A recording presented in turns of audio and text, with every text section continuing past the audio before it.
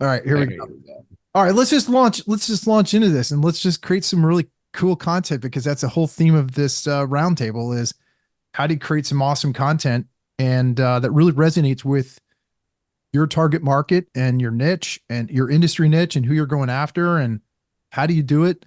So it's funny because you guys probably don't know this, but because I haven't really advertised it very much, I've already started a brand new I have a brand new offer and a company. And by the way, this is not a pitch for anybody.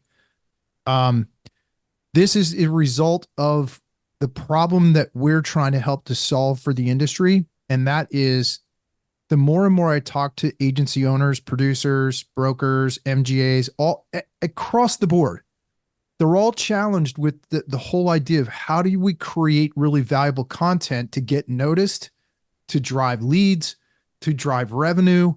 How do we create a content machine? And I think to solve that problem, we've built a brand new company called Content Alchemy Lab, which the whole idea is to take raw content, raw transcripts, raw videos, interview style videos from webinars, from podcasts, take any kind of video, audio, or textual format, and we can transform it into 20, 30, 40 pieces of individual content. And we built the AI and the whole, we've streamlined the entire process to take that one piece and pretty much automate the process of transforming that into all those different formats: YouTube video, podcast, transcripts, YouTube descriptions, LinkedIn posts, Twitter posts. It literally can put all those things in there with the right prompts because we've already built it where they have the right prompts. Um, it's actually incredible. It literally would, if you saw it, it would make your head spin. I'm going to do a demo and just kind of post it out there. But I'm doing the exact same thing. I'm taking something raw. It's an idea. I don't know. We're still in product market fit. I don't know if anyone's going to take it, but I'm testing it on other clients. It's actually absolutely incredible. We took a podcast the other day, one podcast episode, dropped it into our system. It created like 10 or 15 micro clips, videos. It created the YouTube descriptions for us. Everything was done automatically. So you didn't have to manually do it anymore. So Nice. it's actually an incredible, That's awesome. this is leveraging That's technology and there's no excuses for not creating great content. So that's almost like 90% of the work for that stuff being done. yeah, when you look at, here's the big argument. And I think this is a great, I'll throw it out there for here's a great way to start our roundtable.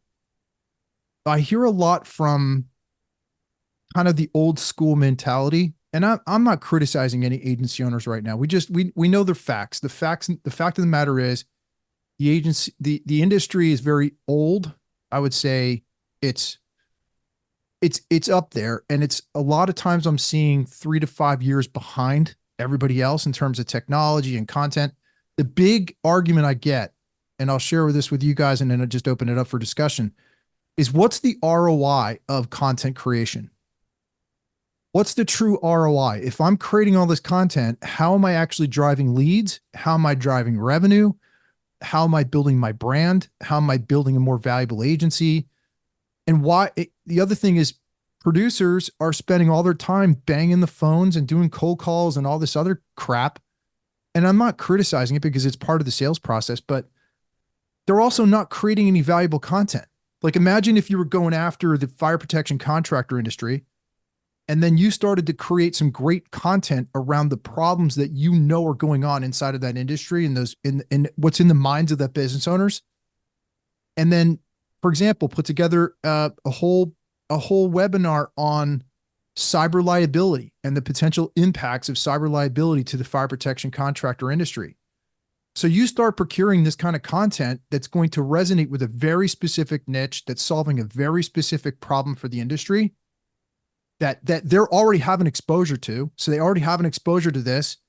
You can now use this as an opportunity to educate them in a very, like in a open way that's going to create enormous value for them.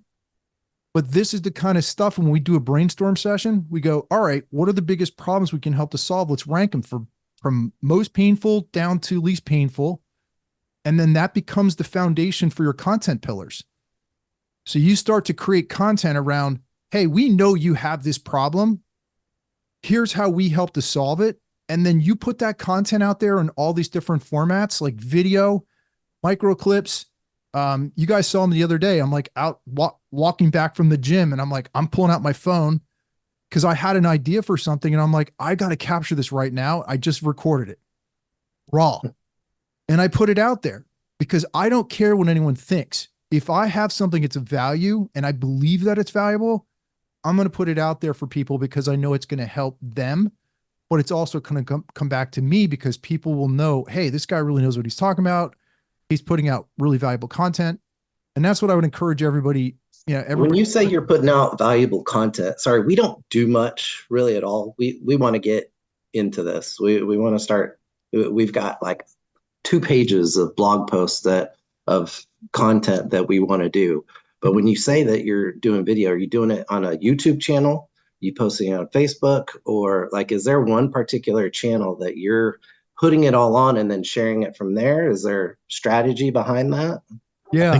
that's a big, I'll say a bigger question. And one thing I want to share, like right after Rob, is one thing I've learned in school. I had friends who are marketing majors, and they always say marketing distills down to, they call the 4 Ps: product, price, place, and promotion. And so there's a clear difference between sales and marketing. Those are two different functions. Marketing, the goal is to be where your clients are, right? Is to get exposure to who you want to interact with.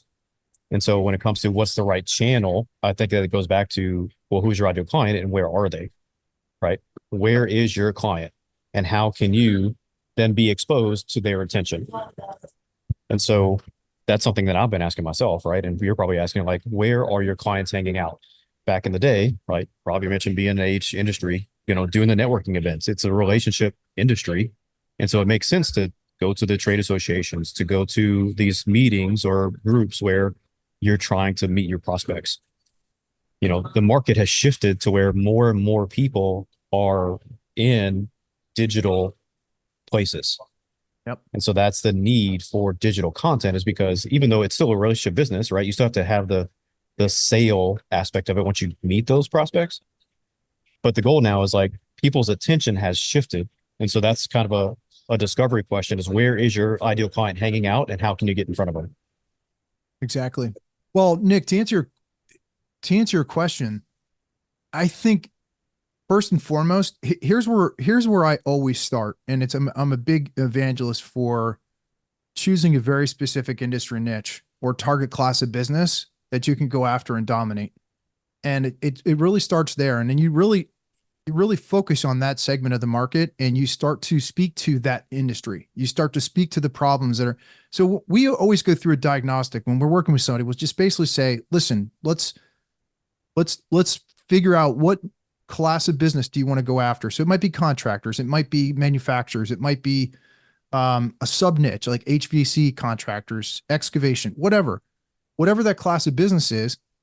Let's start to let's brainstorm some ideas in different ways that we can deliver value, solve problems. Let's come up with the problem solution framework, which is like, let's list all the big problems that we know are going on. And if you don't know what they are, you go talk to these guys.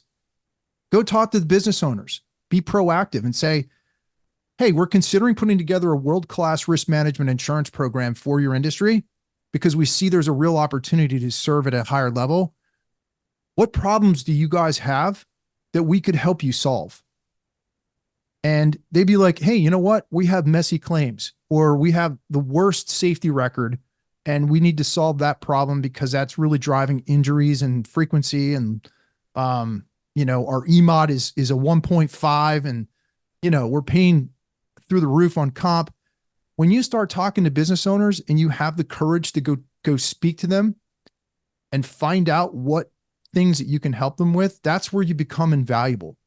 And then that gives you all the intel you need to create content around, hey, if you're a fire protection contractor and you're dealing with work comp issues and you're running at a 1.5 mod, here are 5 things you can do to be proactive about how you better manage risk and lower your mod. You might have you might do a webinar on setting up a return to work program. which has been known to obviously drive down your costs. Having a proactive safety program to develop that safety culture in an organization. Those are also things you can do proactively. So you can start to create some content around that. So what I do is we figure out what niche you want to serve and then find those areas where they're swimming. Like Colton said, sorry, Colby. So find out where your ideal client is swimming and give them the right bait. And the right bait is those things that you can solve for them, the problems that you can help to solve. And that could be LinkedIn. It could be, by the way, for any of those naysayers that say like, oh, contractors aren't on LinkedIn, or these blue collar professions, these guys are out there in the field. They're on a job site. They're not on LinkedIn. And I'm telling you right now, that's BS, because they are. There's 1 billion people on the platform right now, globally. It's actually a fact. I did a post about it the other day. Again, that's another. Yeah, you had a great post on it the other day. It's another way to create content in a way that, like, hey guys, here's some facts about what's really going on. Your prospects are here. You just have to go find them and speak to them with the right content. And I'm talking about webinars, workshops, LinkedIn posts, newsletters. Before we even started, we were talking about this with all these guys, and basically said we've developed a technology where you can take one single piece of video, audio, or textual content and transform it into 20, 30, 40 pieces of content like that. And then it could be a blog post, a newsletter. You put your blog on your website. You can create a newsletter in LinkedIn, create an email campaign where you send out an email newsletter. These are all things that you can fully automate, because once you create the asset, you can then deploy that asset on these different formats and platforms. So then it becomes like a well-oiled machine that's on autopilot that you can just sit back and say, listen, I'm going to let somebody else manage this for me so that I'm out selling and I'm out meeting with prospects, or I'm managing my team and building operations in my agency. You're doing all those things you're majoring in the majors, and you're letting somebody else who's really good at doing those things and delegating that, or teaching or training your team to do those things for you. And that just builds your brand, builds your reputation, drives leads, drives revenue, helps you with your ROI. Just because, if you can figure out a way to save time, save money, and make money, you've just exponentially increased your value. Catch that one. That'd be great for content right there. Is ROI is created when you can save time, save money, and help somebody make money. And I would encourage every insurance agency, producer, if you have that mentality, if you adopt that mentality, you can't lose. You're always going to win, or at least put yourself in a position to win and add value. So anyway, I'll leave it open for that was my intro. How about that? That's the intro, and we can kick it off from here. I think probably I'll ask you like a lead or follow question to that, something I'm learning. So I'll just share real quick. I started my own LinkedIn post every day challenge, right? For a year. For 365, I'm putting up at least one thing per day and engaging with people that are in there. And I've noticed that Did everybody hear times, that, by the way? Did everybody hear that? You're holding yourself accountable, and you made a commitment to yourself. I even started to, like, I have a counter at the bottom of each post, like, 3 of 365, 4 of 365, right? But my goal too is not just it's not about leads. Like, yes, that's part of it. But for me, it's the exercising of the muscle to, like you said, I've got this idea, I've got this valuable thing that I want to share. Just do it, right? Just get it out there. And so it's building up that muscle of learning to write, to speak concisely to where it's valuable to others. But one question I have is, like, I've noticed too, I'm not trying to have the perspective of chasing virality. Because everybody wants that viral post that just gets all the attention, gets all the clicks, the likes, the claps, whatever you are on LinkedIn, right? Or the comments. But I've also noticed that a lot of times it's not even the social engagements that are valuable. In less than 1 week, I've had probably 5 or 6 connection requests and other people reaching out to me directly that didn't even interact with my post. Mm-hmm. Yep. They just said, hey, I saw you shared this, or somebody else shared this with me, and I want to reach out and say I appreciate it. This is actually pretty helpful. So it's not even about the likes or the clicks or the shares, or the repost. It's, even if you don't get those social validations, you still have the likelihood of getting in front of your your audience or people you want to connect with. And that's the goal, right? Yep. It's That is the the goal. trigger or the catalyst into getting that relationship started. So I guess that's a real question, but like, how do you, as someone who consistently publishes content or creates a podcast or whatever, manage wanting something to go viral versus, nope, I'm going to make this for the sake of making it? Yeah, great question. So I think that it starts with a mindset. Number one, we're led to believe that this keep an open mind when you hear this. It's all about the dopamine rush, right? It's about the like, it's about the checking who's viewed my profile, who's viewed my content. Like, get rid of all that nonsense out of your head and just focus on my criteria when I'm creating content is it valuable?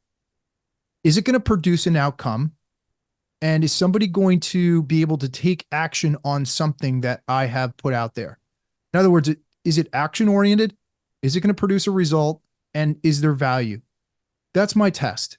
And if you pass those three things in your content creation, everything else takes care of itself. You don't have to worry. You don't have to worry about likes. You don't have to worry about virality. You don't have to worry about any of that stuff because you never know who's actually watching because most people won't like. Most people won't comment.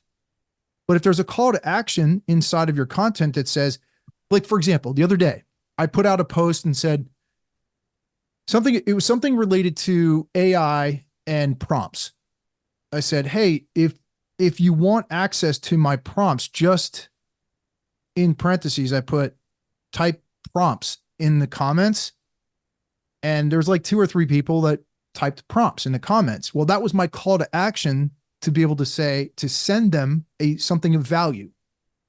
So I created a free lead magnet, which is my engineering prompt library for commercial insurance agents and producers.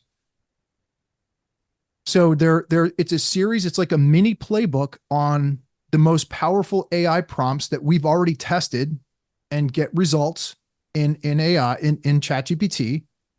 And we built our own custom GPTs so that the GPT is trained as a commercial insurance producer. So it's already trained, and we can get into that another day.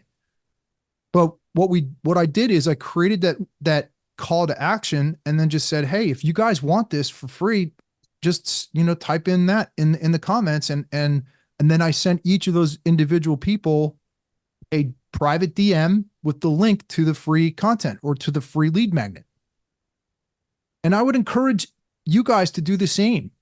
The insurance industry in general is not as proactive on what I call, it's like traditional marketing.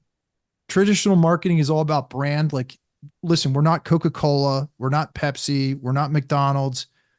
What we are, though, is we want to be direct response marketers by giving away free stuff that's going to build that relationship and build the trust.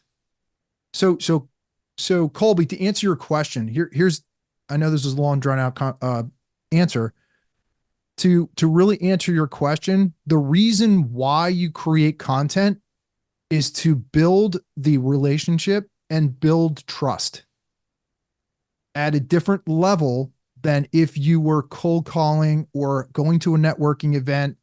Like, honestly, if I went to a networking event right now, which I don't as much as I used to, I would go back to my office, remember all the people that I met or make sure I wrote down their names, connect with them on LinkedIn so that they're in my network and they can start seeing some of my content, and then send them a personal Loom video and say, hey, Colby, it was great meeting you at XYZ event. Really enjoyed our conversation. You know what really stood out for me was that thing you talked about, that question you asked me about content. Hey, I've got this free resource. I don't know if it's valuable for you or not, but here's a link to, here's a link to my free resource. And then I have a video inside of that resource, which shows them how to use it. You guys can do the same thing in your industries. I can pick any one of you here right now. I don't care what industry you're going after. If you're going after contractors, manufacturers, ambulance companies, I don't care. You can create something that's really valuable and give it away for free. Like here's a great one. We did a whole webinar on this. I partnered with another an attorney when I was producing. I partnered with an attorney. The top 10 reasons why you may get sued by employees. I think it was something like that. It was about EPLI. So we did a whole webinar on the top 10 reasons why employers get sued by employees. And I had an attorney. I partnered with an attorney. We ran a webinar. We generated like hundreds of leads, and it was awesome. And then we just followed up with every one of those leads and gave away, like, these were big companies that were on this call, on the webinar. So it just gives you some ideas to think about. Yeah, I think, Rob, and I'll get your perspective on this too, often overlooked is starting the conversation and building a relationship in chat on social media. Like I think a lot of times, if we get a connection request, either we ignore it, we're like, oh, that's great, they'll see my content now. Or we immediately go into pitch mode, like, hey, would you like to save money on your insurance or whatever? Ugh. Versus like, think about, treat it the same way as you would a prospect that you see at a networking event, right? You're going to ask them about themselves. Like, hey, how'd you come across my profile? Are you here for some of the content we put out? Or, do you want help in better protecting your business? Or, start asking them some questions to get to know them and build a relationship, no different than you would on the phone. Yep. Or, anywhere else. And I think just because it's a different form of communication, we oftentimes, or at least my experience on the receiving end of sales pitches on social media, is very pitch oriented, right? Yep. Versus if somebody is making a connection request to you, they've seen something that they found valuable, they want to know more about, so on and so forth. And so it's fair to start that conversation with them and get to know them a little better and understand them better, and find out why they, wanted to connect with you. And oftentimes that's where you can move them to, taking action in your sales process, whatever that next step might be. Yep, 100%. You know what I started doing is, here's a little hack for everybody, a little tip for everyone about LinkedIn. What I started doing is, first off, I build a Dream 100 list inside of LinkedIn. I leverage Sales Navigator. And so I sort it, I filter it by who's the most active on LinkedIn, because you can do that. And what I'll do is I'll often go and engage with someone's content first, or something that they posted about, or I'll go to their profile and see something really unique, like, oh, you graduated from UVA. Hey, so did I, or something like that, something that's personal about them. Because chances are, if they're putting it in their profile, it's something that's important for them that you can then use in your conversations with somebody. Hey, I noticed you, you did this, or, hey, you went to this event or whatever. How was it? How did it, you can start to really ask those questions and build a relationship.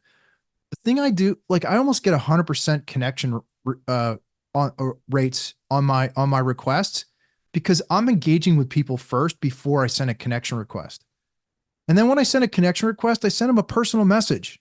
I'm like, everyone wants this fast, easy way of doing this content thing where it's like, I'm just going to have AI do everything for me. And by the way, AI, I can always tell who's using AI and who's actually writing it. You use AI as a tool to help you get the engines running. And then you jump in the car and then you drive the car, and you're the one that's actually tweaking it to make it in your, by the way, you can tell ChatGPT, you can get it to know your own voice, your own tone, and your own style. You have to train it though. And then when you prompt it, you can tell it, I want you to write this LinkedIn post in my voice, my tone, and my style. And it will do that. And I often say, don't use any jargon, emojis, or any of that nonsense. Don't make it sound like it's AI. Make it sound like it's from me. And I'm going to tell you right now, that will save you so much time and headache. And it'll help you so much more in the long run, create content quicker. But you use these tools, and getting back to the question that Ellie was talking about, was when you're engaging with people on the platform, it's the pitch slap. And I heard you, Elliot. I heard you use the Dan Martell move. Are you here? Let me ask you a question, Elliot. Are you here more for the content, or are you looking to grow your agency? Ask him a question. It works. It's a power question. It's like, hey, are you here for this, or are you here for that? It's always the a great way to start. And then what I do is, and this isn't for everybody because it's not necessarily scalable because everyone's obsessed with scale right now, which drives me nuts. Personalize your stuff, man. People want to hear from a human. There's too much AI stuff. There's too much robotic stuff going on. People want to hear from you and people want a personal connection with you. So what I do is I send everybody a personal video. It's short. It's 30 seconds. Personal video. This is probably the best tip you're going to hear all day is start to leverage video, because guess what? If you're on a Zoom call right now, whether your camera's on or off or on, it doesn't matter. But most of us are used to being on a Zoom call now. When you shoot a personal Loom video to somebody, it's no different than being on a Zoom call. You're just talking one-to-one to somebody, making it human, having a human connection. So that would be my recommendation on that part. Can I add like one level of complexity to that? Sure. It's actually something that we're going through right now is I've got experience and past track record of writing myself, developing content. I've got proven track record of top 5 Google ranking articles in different keywords. And I'm in a new firm. And the principal has also his own voice that he's published articles and has done really well. And so we both have a proven track record of successful writing and content, but 2 different voices. Yep. And so right now we're having the conversation of, well, now we have to intentionally plan what we're going to publish, where, and in whose voice, so that we can try to connect with the ideal client in that space, in that market, whatever it is. And then also even the intention of whatever that content is, right? If it's just a bulletin to our newsletter to share information, or if it's an article that's specifically geared towards this organic search capture, whatever the outcome is intended to be. And then in addition to that, one thing I've also learned recently in another group that I'm in is when it comes to marketing, you need to know your voice before you can start using it in a way. And the guy that was facilitating the group shared this, and it just kind of made me stop and pause. But he said, you need to position yourself to where when your ICP engages your content, they also can very easily recognize when they should engage with you and when they shouldn't. And he's like, and a quick way to do that is like maybe in your tagline or your subheading is, people come to me when X, right? So your ideal customer comes to you when they have this problem, because you are the one that can help them solve that. 100%. So like my tagline is, agency owners come to me when they want to bid value and exit right. Love it. Quick to the point, right? It's very to the point. There's no question in my mind what you do, the problem you solve, and who you solve it for. That's the general framework. So I would encourage everybody who has these lame, boring taglines in your LinkedIn profile, like, no offense, but make sure that if I land on your profile, I know exactly what it is that you do, who you solve it for, and how you help. And that's where you get the best engagement. How many business owners do you think want to talk to an insurance guy? Very few. Right? Very few. So if you have insurance in your tagline or anywhere on your profile, it's going to be a snooze fest, because no one wants to talk about insurance. You know what they want to talk about? They want to talk about themselves and the problems that they have running their business, dealing with claim situations, dealing with employees, trying to find the next new hire, all these other things that are, what's the value of my business? What's the value of my agency? How can I reduce my risk? In your world, Elliot's platform is how do I leverage this tool to be able to lower my total cost of insurance or total cost of risk? How can I improve my safety program? How can I improve how I deliver a customer experience? These are all things that are on the minds of business owners. Their insurance is not on their mind. When they think of insurance, they think, oh, God, I'm going to talk about insurance. It's a cost, man. It's a cost of doing business. Now, if you said, hey, John, I went into Zywave yesterday, did a little research on your business, and happened to notice you're at a 1.74 mod. Let me ask you a question. What is your current agent doing to help you lower your mod? Because From my experience, this is killing you, your cost. So if you're spending you should be spending $100,000 on your work comp. Guess what? You're not performing like all of the other people in your industry. Your competitors, which means you're less competitive than everybody else. And you're spending $175,000 or $174,000 on your comp when you should be spending $100,000. Let me ask you a question. If I can show you a way to help put that 75 grand back in your pocket, would that be worth the conversation? You've completely flipped the switch. Instead of like, hey, can I get an opportunity to quote on your business? Well, not only on a call, that's also just a great piece of content. Not you don't use a specific person's name, but talking through that just like you did is a great piece of content that you can put out there for your ICP. 100%. Right now, like another hot button topic for that too is talk about mods. So the NCCI just rolled out new state specific split points. And everybody's experiencing the effects of that to some degree, whether positive or negative. And so being positioned to know those things, have something available if somebody just happens to look for it, and your name is the one at the top of the list that they see talking about it, that's a quick engagement right there. Yep. So this is off topic, but I'm going to actually open up the table for this. If I was to be, let me just kind of throw this out to everybody. If I had a gun to my head and I had to add another $120,000 in new revenue to my current book of business, what would I do right now in the next 90 days? Would you guys find that valuable piece of content? Right? What would you do what would be the step-by-step approach over the next 90 days in order for me to hit that number in the next maybe 6-9 months? Because this is a great exercise for everybody to actually do themselves. Yeah, but I completely understand. Not everybody's going after these big middle market, $50,000 to $100,000 revenue accounts. I get it. You're going to be dealing with the $2,500 bops. You're going to be dealing with the $10,000, contractor. I get it. But across the board, what would you have to do in order to hit that number?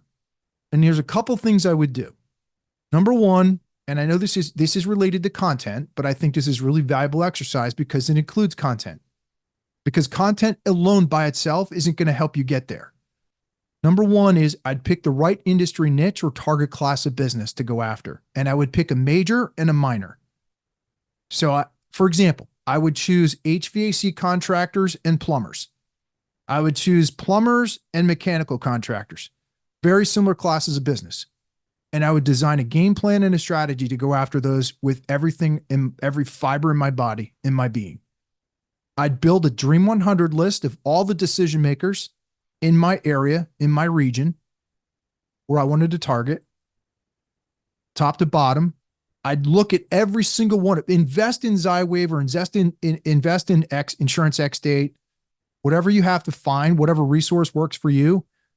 Figure out who has the hairiest mods, and I'd go from top to bottom, and I would lead because honestly, that's the biggest pain point for a lot of these accounts in these higher risk class codes.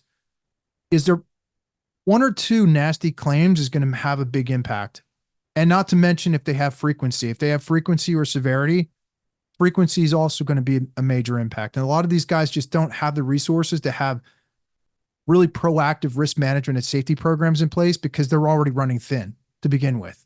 Talk to any HVAC contractor right now. They're trying to find guys they're trying to find techs to go out in the field to actually service their customers. But I would lead with that value, and I would target those businesses that have the most pain. And that's a great place to start. And then what I would do is I would design a game plan around, okay, what are the top problems, and rank them 1, 2, and 3 and focus just on those 3. What are the 3 pain points that are the most painful for that industry? And you can leverage ChatGPT to do that. I have prompts that'll help you do that. So anybody who wants them, let me know. And you can do it for any industry. So if you're very clear, I have an area in these prompts where it says, insert your niche right here, and it'll do all the homework for you. It'll do all the research, and it'll help you with that niche.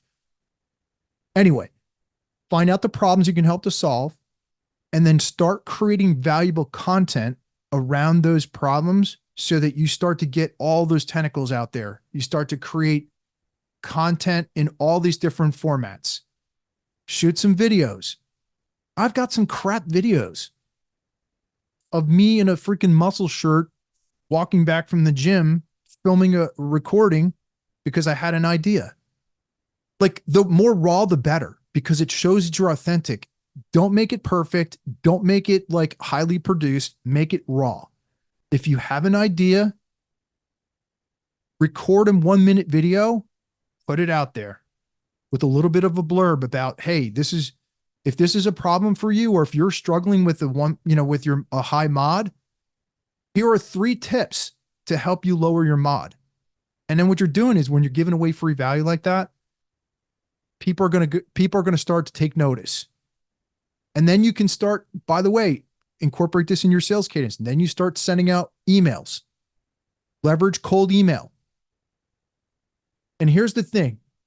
You guys have seen my content, because I'm not a fan of cold calling. I never have in my career, and I've had $1 million book of business. Never cold called. And that's the truth. Because I focused on a niche. I focused on some middle market accounts that were high value. And by the way, those guys aren't taking cold calls anyway. But if you're hell bent on doing cold calls, do all these things to make touches to warm your prospects up, and then you can call them and say, hey, Colby, this is Rob. You and I are connected on LinkedIn. I had sent you a video, a personal video the other day. And then that's how you can lead into, happen to notice you're running at a 1.5 mod. That's how you can lead with value. That would be your next call. And then I would just pound that cadence over and over and over, and just deliver enormous value.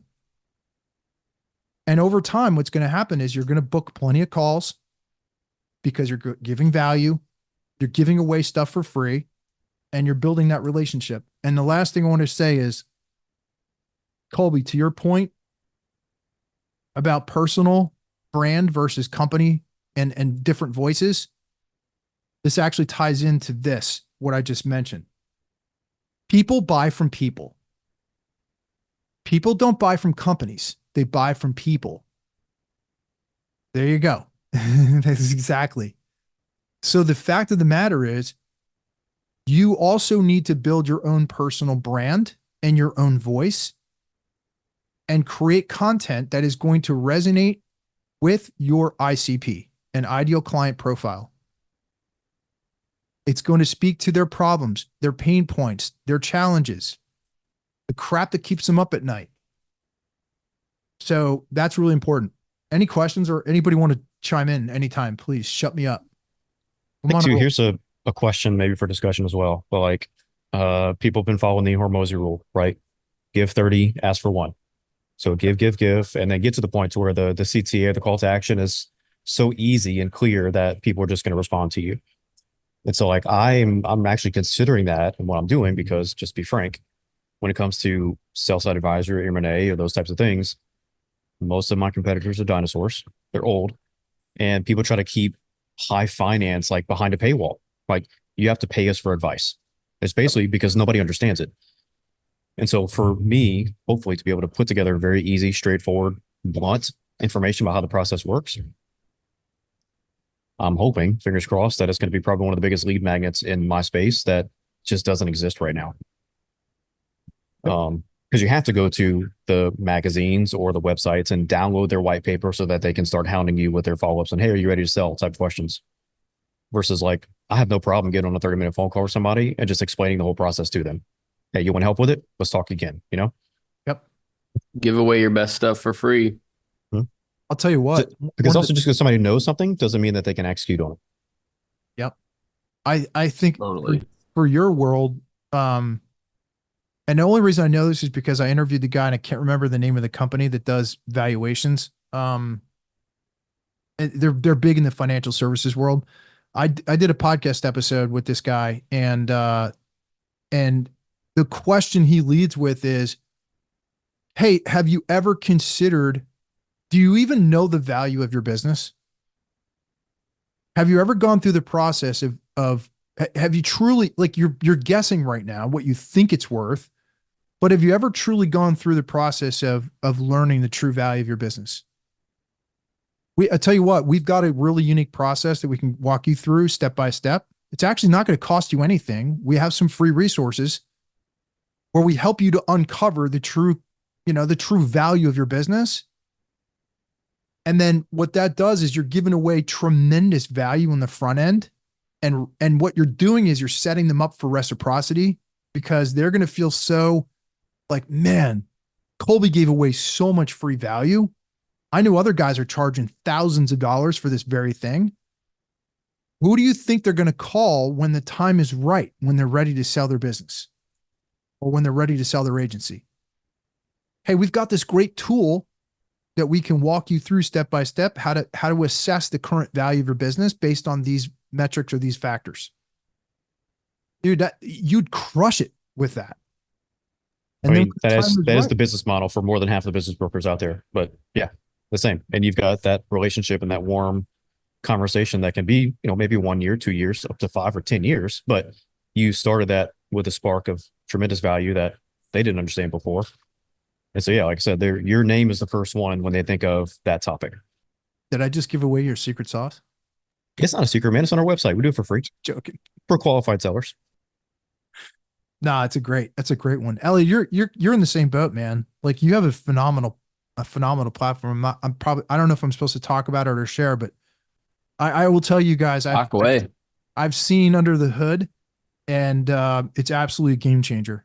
It's a game changer for the industry, especially because I'm a risk management nerd, as you guys can probably imagine. You can hear it in that's all I talk about is risk management and leading with value and solving problems. And the stuff that we're seeing right now, I think, in technology and just the ability to create content around these topics to really add value only enhances the opportunities that you're going to have, that people are going to leverage your platform the right way. And just the stuff that you're doing is amazing. So hats off to you. Appreciate that. You guys are doing some game-changing stuff for the industry, and we can't keep you a secret. Yeah, no, I appreciate that. You mentioned in there, solve problems, uncover problems, and that's one of the biggest things that, we're helping agents and advisors do, because it's got to be your first step. If the client doesn't have a problem you can solve, then you're barking up the wrong tree, right? 100%. So 100%. Yeah. Anybody have any questions, or anybody want to throw a topic out there, or have us, don't be shy. I want to see some engagement here. You guys unmute yourself and ask some questions, and don't be a stranger. Don't be hiding behind the Zoom.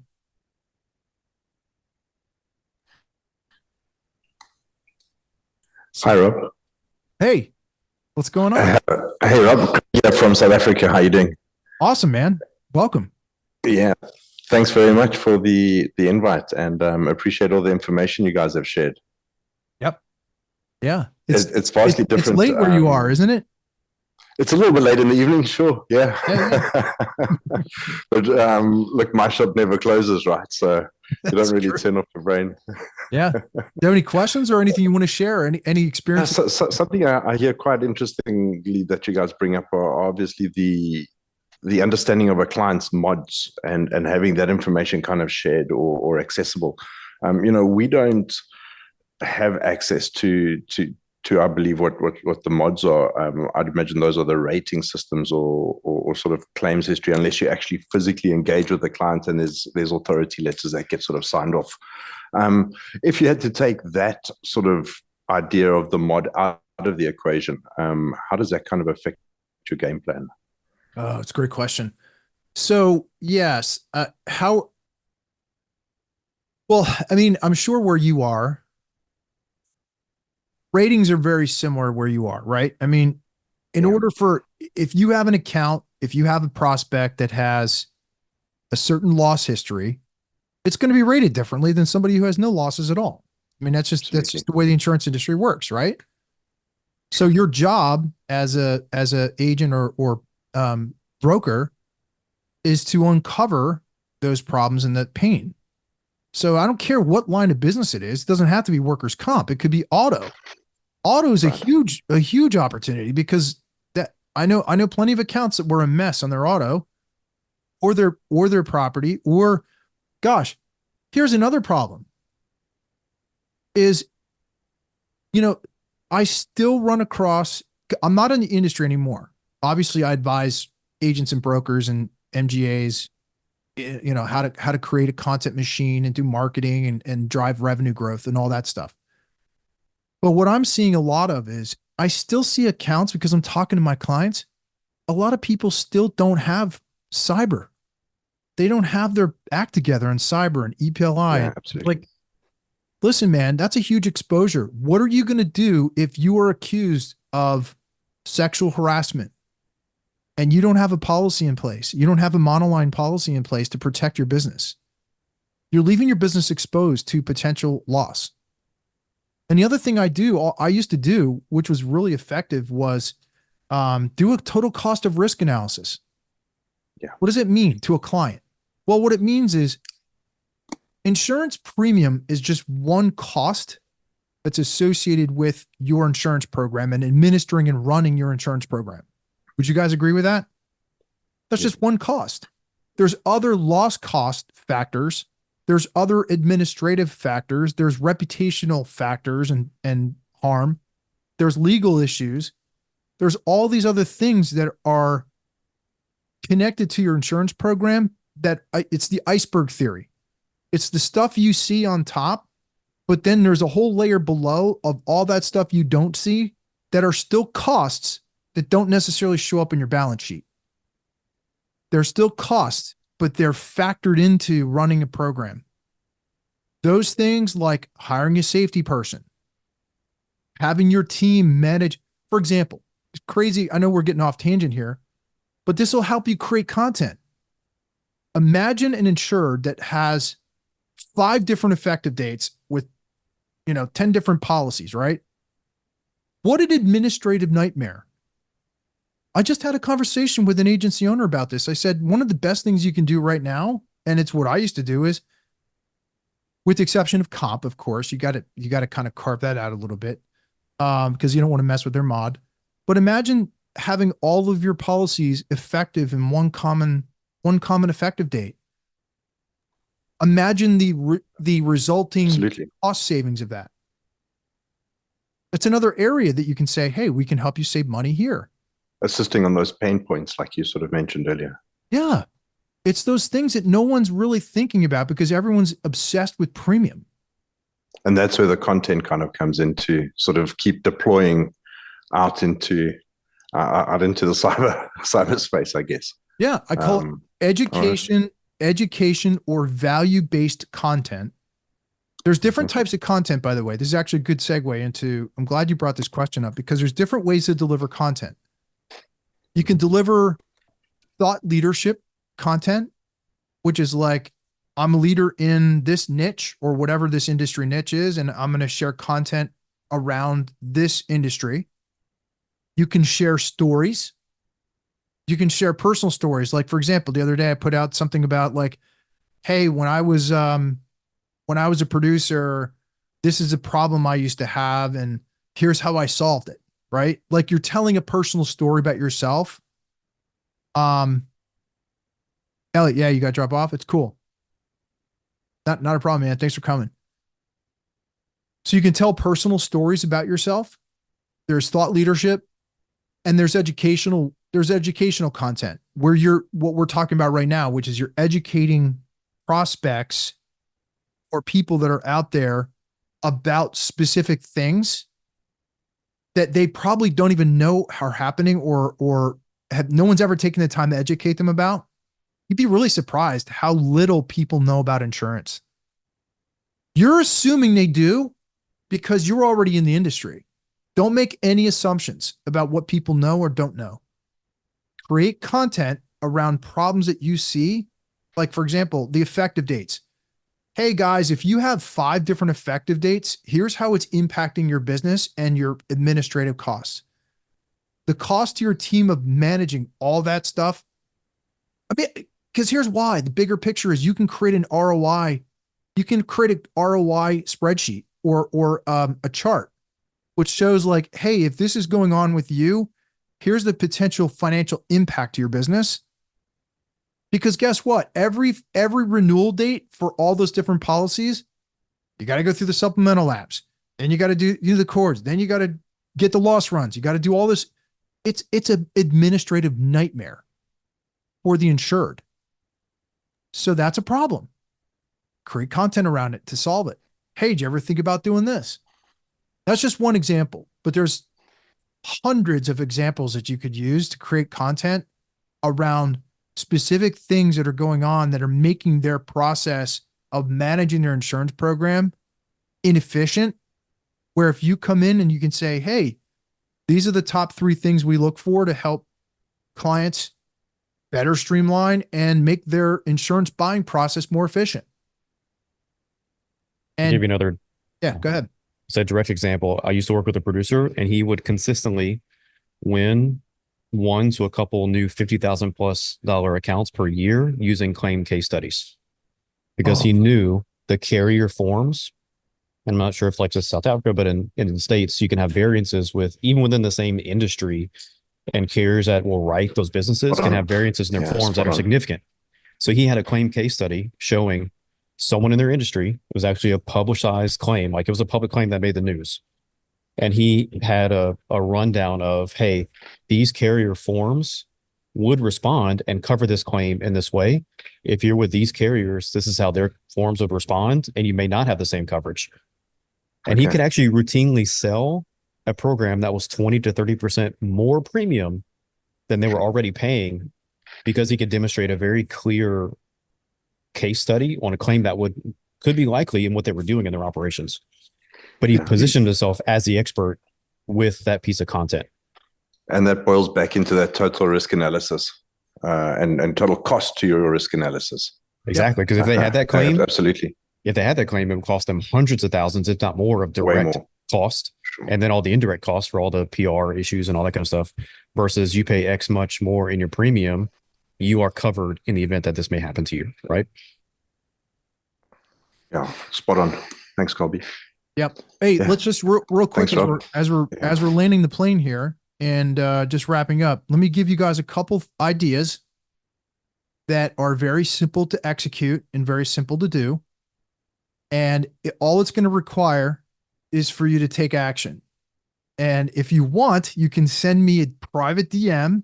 And here's what I would do. Number 1 is come up with a really painful problem that you know is going on inside of your niche, in your industry niche, or the class of business that you focus on. Shoot me a quick video and act as if I'm a prospect. And just introduce yourself. Send me a video. Just do me a favor. Press record. Stop giving a shit what people think about you or how you're delivering your message, and just press record. I stopped caring what people think. I honest to goodness, I stopped caring about judgment. I just my mission and purpose right now is just to put out great content that hopefully is going to resonate with one person, because I act as if I'm talking to one person. When I create anything, I'm talking to one person, and have that mentality and start to create. For example, I have 2 producers who are in my coaching program who have already started a podcast. A freaking producer started a podcast, man. It's awesome. And it's not even like this crazy formal podcast. You know what he's doing? He's reaching out to his ICP and influencers in that industry niche that he's targeting. One of them is in the transportation industry. There's another one that's in the golf course and construction industry. Guess what they're doing? They're saying, hey, would you mind if I interviewed you? Because you have a great story to tell. I'd love to learn, and I'm sure other people would love to hear your story about how you started your business, how you got to where you are today. And guess what happens? You automatically create a connection and a relationship with somebody else in that industry. They're either going to become a client of yours or they won't. But guess what? They're connected to all kinds of other people that are just like them. And you're putting out that content. And now you are going to be associated with that person in that industry, all because you had the courage to reach out to somebody and just interview them. Like the first thing I'm gonna ask Colby. Colby, would love to have you on my podcast because of your background and experience working in this industry and all the relationships you have. You have something of value to share with others, and I'd love to pick your brain and bring it out and have everybody hear your story. He would agree, and I would say it would be great because then I would tag him. I would create the podcast, ask him really personal questions about himself and his career and his background and like how he got to where he is. He's very successful. And then I would put that content out there on LinkedIn and YouTube, drop it in there, and then tag him. And guess what happens when you tag him? If I was to tag him, all the people in his network are also seeing that content and they're going and checking out my profile. They're like, hey, what's this guy do? You know, and so that's the point. The point is you're creating a relationship and a connection through association. That's just one example. There's so many other things you can do, but don't be afraid to just press record and just start. Give yourself a challenge. Just when Colby started we started this roundtable, Colby said, hey, I made a promise to myself. I'm doing a posting challenge, content challenge. And I would encourage all of you guys to do the same thing. Don't be afraid to, as long as you're putting out really good, valuable stuff, don't worry about what people think. Just start posting. You need to build some momentum. And the only way to build momentum is to take action. Treat it as if you're prospecting and say to yourself, okay, today I'm going to produce a piece of content. I'm going to connect with 10 new people on LinkedIn and I'm going to do 10 follow-ups. I'm going to send 10 personal Loom videos to people that connected with me yesterday. If you start getting into that cadence, all the new, now here's the point. It becomes a flywheel because all the new connections you make are now going to be exposed to your content that you're creating. And you're just feeding that flywheel. That's the whole point of content. That is the reason why it produces revenue and produces ROI. So all the naysayers out there who are like, we're not sold on it yet. What the hell are you not sold on? All the big shots are killing it right now because they're producing content. The reason why is because it's feeding the flywheel. You've got a newsletter, a podcast, you're posting good content on LinkedIn. You've got you've got blog posts, you've got a YouTube channel. If you're doing all those things, and even if you're just doing one thing a week, you're going to create so much momentum and a personal brand, and you're going to get so much exposure. You just never know who's watching your stuff. You never know. The people who aren't liking your stuff or commenting on your stuff are actually the ones that are watching and consuming your content. Because I've had plenty of sales calls where I've talked to somebody and I'm like, how come I've never seen you on any of my posts or commenting or anything? It's like, well, I consume all your stuff, man. You're putting out some great content. I hear that every day. And it always shocks me. I don't know why it shocks me, but it shocks me because it's a testimony. It's a testimony to the commitment I made to myself, which is like, I'm going to do this. And now I'm building a whole new company on it to help guys just like you who are like, I just want it in 2 hours a month. We can create enough content for you to literally that you have enough content for every single day of the month versus spending 2 hours a day writing a post on LinkedIn, which by the way, I'm guilty. I've done it before. I'm not doing that again, knowing what I know now and knowing that I could streamline this whole process and automate it. And automation, I mean, in a good way. I'm not talking about automation for the sake of not personalizing things. I think Colby just jumped off. Yeah, he had to run. Oh, he had to run? Okay. Yeah, he had to run. Okay, we're at the top of the hour, so I apologize. Any other questions? Does anybody want to share anything else? I want to be respectful of everyone's time. Everybody good? I want to thank everybody who's still who joined us here. I see John, you're on. John, Joy, John, I gotta reach out to you, man. I know you're back from your trip with your family. It's been a week. Guys, anything else? Reach out to me on LinkedIn. Shoot me an email. If there's any way for us to be of value to you, please reach out, ask me questions. I'm more than happy to do a free call with you. And, I don't care if you're struggling with what niche you want to go after or how to create content or where to start, whatever. Reach out. I'm always, one phone call, one email, one DM away. All right. Thanks, Rob. All right, guys. Take care. Cheers. See ya.